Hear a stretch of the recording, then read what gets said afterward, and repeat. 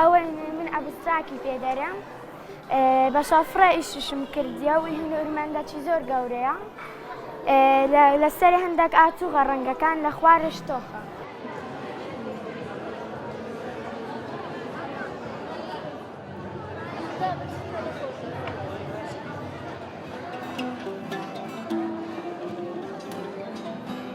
ئەم وێنەی کە دروستم کردووە پینتینگ و ڕووناکی و سێبەرەکە خۆم کردووە بەڵام مامۆستاکان زۆر یارمەتیان ناوم لە سکێچ و ئاڵداینەکەواتە سەر و ئەوانەی سکێچەکانی زۆر یارمەتیان ناوم.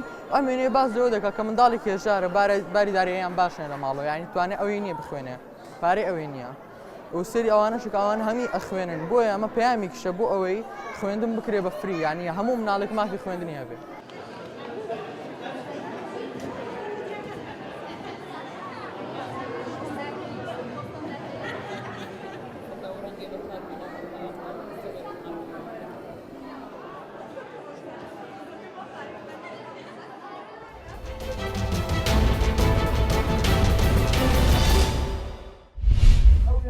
نیشاندانی واقعی ژانی خەڵکە هەدەفیش لە وێنەی شەقام هەمومان دەزانین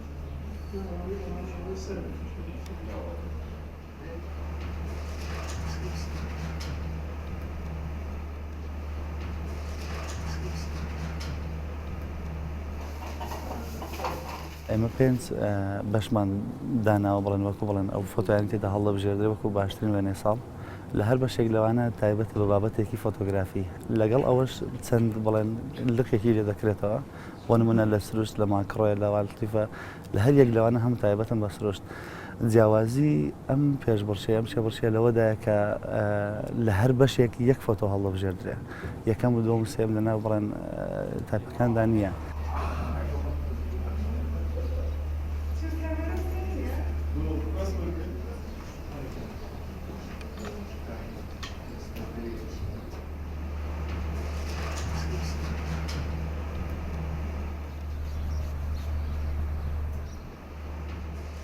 هەسێکی زۆر خۆشمێ چونکە بەرهەمی ڕەنج و ماندووبوونی چەندەها ساڵی خۆمە بینم ئەم وێنەیە کە بەشدارم پێکردووە کەسێکە کە خەڵک لە ناو کۆمەلگایە بەشێر ناوێبە بەڵام کەسێکی هێتا بڵێ خۆشەویستە فەیسێکی زۆر باشی هەیە بۆ پۆرترێت شەرت نییە ئەو فەیسانەی کە جوانکاری بۆ کرا بۆ پۆرترێت باش بێ بەڵکو ئەو فەیسانەی کە خەڵک بەخراب ناویانەبە لەوانەیە بۆ پۆرترێت یەکەمین بن.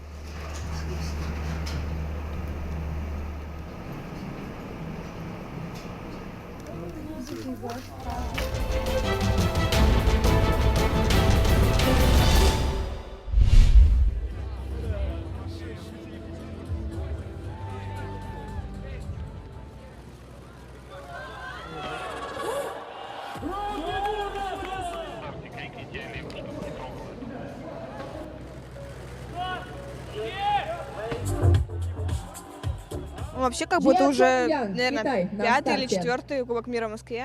И все какие-то они не очень удачные здесь. Возможно, то, что родители рядом как бы и нервничаю больше. И сегодня я первый раз выступала вообще на Кубках мира с тройными прыжками.